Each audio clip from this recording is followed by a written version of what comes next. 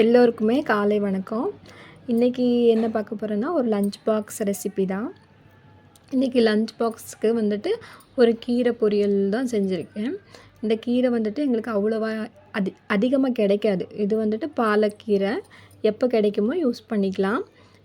பாலக்கை வந்து நல்லா கழுவி தண்ணி இருத்து வச்சுருக்கேன். இதில் ஒரு பொரியல்.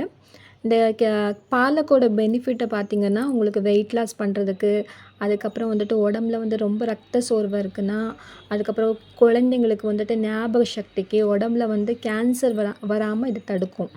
அதுக்கப்புறம் வெயிட் லாஸ் பண்ணுறவங்களுக்கு இது ரொம்ப நல்லது. இந்த கீரையில் வந்துட்டு விட்டமின் ஏ, ப்ரோட்டீன்ஸு, அதுக்கப்புறம் அயர்ன் நிறைய இருக்குது. அதனால் எப்போ கிடைக்குதோ இந்த கீரையை யூஸ் பண்ணிக்கோங்க. வாரத்தில் ஒரு நாள் ஏதாவது ஒரு கீரையை எடுத்துக்கிறது வந்து உடம்புக்கு ரொம்ப நல்லது. அதுக்கப்புறம் இன்றைக்கி வந்துட்டு என்ன லஞ்ச் பாக்ஸ்ன்னு பார்க்கலாமா? இன்றைக்கி வந்துட்டு காலையில் வந்துட்டு தோசையும் தேங்காய் சட்னியும். நேற்று வந்துட்டு தேங்காய் சட்னிக்கு வத்தல் போட்டு அரைச்சோம். இன்றைக்கி பச்சை மிளகாய் போட்ட தேங்காய் சட்னி.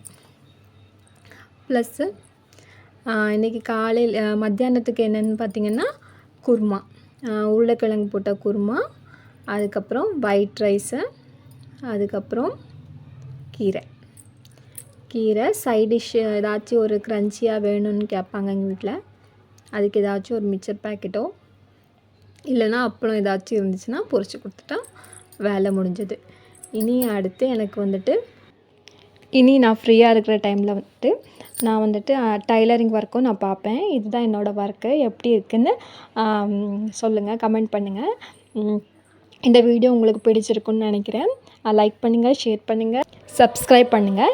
தேங்க்ஸ் ஃபார் வாட்சிங்.